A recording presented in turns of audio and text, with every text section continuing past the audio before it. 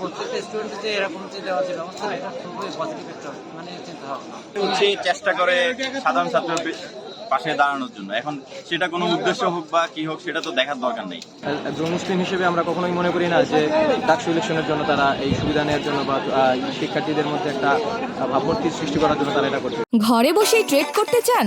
তাহলে আমরা দিচ্ছি তার বেস্ট সলিউশন। মার্কেটের সব প্রয়োজনীয় তথ্য জানা থাকলে বিনিয়োগের যাত্রা হয়ে ওঠে আরও সহজ। তাই আপনার সফলতার সম্ভাবনাকে কাজে লাগাতে ডাউনলোড করুন দেশের নাম্বার 1 ট্রেডিং অ্যাপ গিফটি ফাস্ট। আমাদের যারা ঢাকা তাদের মানে যে খরচটা, রেগুলার যে খরচটা, এই খরচ প্রায় রেগুলার 100 টাকা আমার ব্যয় হয়েছে। সেই তুলনায় এদের যে ইফতার যে আয়োজনটা, ইফতারে আমাদের 60 থেকে 80 টাকা ব্যয় হয়েছে। প্রত্যেকটা স্টুডেন্টকে যে এরকম যে দেওয়া যে ব্যবস্থা, এটা খুবই পজিটিভ একটা মানে চিন্তা ভাবনা। এটা আমরা খুবই মানে খুশি, আমরা চেষ্টা করে সাধারণ ছাত্রের পাশে দাঁড়ানোর জন্য। এখন সেটা কোনো উদ্দেশ্য হোক বা কি হোক সেটা তো দেখার দরকার নেই। ছাত্রদের পাশে দাঁড়ালে হইলো। আর অন্যান্য রাজনৈতিক দলগুলো যদি এটাকে অন্যরকম ভাবে নেগেটিভ ইস্যু হিসাবে ক্রিয়েট করার চেষ্টা করে, তাহলে তো এখানে আসলে কিছু বলার থাকে না। যতটুকু দেখতেছি ইনশাল্লাহ।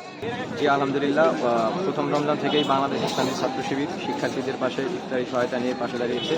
এটা আসলে একজন মুসলিম হিসেবে আমরা কখনোই মনে করি না যে ডাকসু ইলেকশনের জন্য তারা এই সুবিধা নেওয়ার জন্য বা শিক্ষার্থীদের মধ্যে একটা ভাবমূর্তি সৃষ্টি করার জন্য তারা এটা করতেছে। এটা ইফতার করাচ্ছেন, এটা অবশ্যই আল্লাহর সন্তুষ্টি অর্জনের জন্য করতেছেন বলে আমরা মনে করি। একজন রোজাদার হিসেবে ইফতার গ্রহণ করেও আমরা আমাদের এই মতবাদেই আস্থা রাখতেছি।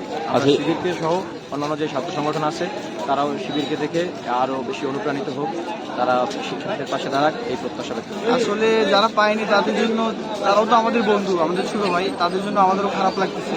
এবং আমাদের আয়োজনটা ছিল আজকে 1000 জনের জন্য। তো আশা করি এটা আমরা চাচ্ছিলাম যে তাদের সাথে আমাদের ইফতারে আনন্দ ভাগাভাগি করা। যারা পায়নি তাদের জন্য আমরা আসলে মর্মাহত। আমরা আগামী দিন আরও টার্গেটটা আমাদের বাড়াবো এবং সবাইকে নিয়ে ইফতারের আয়োজনটা করার চেষ্টা করবো।